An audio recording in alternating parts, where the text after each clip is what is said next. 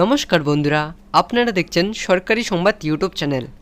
বন্ধুরা, আপনি যদি গরিব, দরিদ্র, মধ্যবিত্ত পরিবারের মধ্যে একজন হয়ে থাকেন আর আপনাদের বাইরে যদি টিনের বাড়ি বা কাঁচা বাড়ি হয়ে থাকে, তাহলে কিন্তু বন্ধুরা আপনাদের জন্য রয়েছে একটি বিরাট বড় একটি খুশির খবর।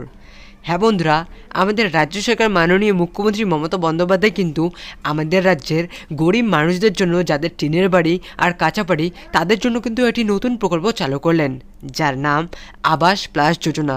আর বন্ধুরা, এই নতুন প্রকল্পে রাজ্যের গরিব মানুষরা কিন্তু আবেদন করলেই তারা তাদের বাড়ি বানানোর জন্য কিন্তু 1,49,000 টাকা তাদের সরাসরি ব্যাঙ্ক অ্যাকাউন্টে পেয়ে যাবে। তো বন্ধুরা, আপনাদের বাড়ি যদি কাঁচা বাড়ি বা টিনের বাড়ি হয়ে থাকে আর আপনি যদি এই 1,49,000 টাকা নিয়ে আপনার বাড়িটিকে শক্ত মজবুত বানাতে চান, তাহলে কিন্তু অবশ্যই ভিডিওটি শেষ অবধি দেখবেন। তো আসুন বন্ধুরা, এবার আমরা দেরি না করে দেখে নিচ্ছি যে আপনারা এই নতুন প্রকল্পে আবেদন করবেন কিভাবে, আর আবেদন করতে আপনাদের কি কি ডকুমেন্ট লাগবে। তো দেখুন বন্ধুরা, এখানে এইসব বিষয় নিয়ে হেডলাইনে পরিষ্কারভাবে বলা হচ্ছে, সারা রাজ্য জুড়ে চালু হলো আবাস প্লাস যোজনা। আবেদন করলেই পাবেন 1,49,000 টাকা।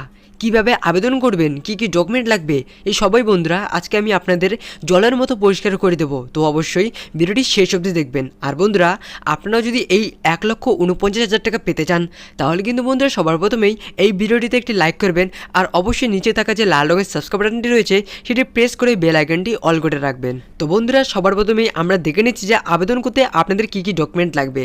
তো দেখুন বন্ধুরা, এখানে পরিষ্কারভাবে বলা হচ্ছে যে আধার কার্ডের জেরক্স, ভোটার কার্ডের জেরক্স, ব্যাঙ্ক অ্যাকাউন্টের জেরক্স আর পাসপোর্ট সাইজের ছবি লাগবে 4 কপি। তো আসুন এবার আমরা দেরি না করে দেখে নিচ্ছি যে আপনারা আবেদন করবেন কিভাবে। তো দেখুন বন্ধুরা, এখানে পরিষ্কারভাবে বলা হচ্ছে যে আবাস প্লাস যোজনাতে এই মুহূর্তে আপনি আবেদন করতে পারবেন না। তার কারণ হলো, যে সমস্ত পরিবারের ছবি ইতিমধ্যেই পঞ্চায়েত আধিকারিকরা এসে তুলে নিয়ে গিয়েছে, আগে সেই সমস্ত পরিবারগুলিকে সরকারি ঘর দেওয়া হবে। অর্থাৎ যে সমস্ত পরিবারের ছবি তোলা হয়েছে তাদের সবাইকে ঘর দেওয়া হবে সবার প্রথমে, তারপর আবার নতুন করে পরবর্তী সময়ে আবেদন প্রক্রিয়া চালু করা হবে। তো বন্ধুরা, আপনারা যদি জানতে চান যে পরবর্তী আবেদন প্রক্রিয়া কবে চালু হবে, তা জানতে কিন্তু অবশ্যই ভিডিওর নিচে থাকা যে কমেন্ট বক্স আছে সেই কমেন্ট করে আমাকে জানিয়ে দেবেন।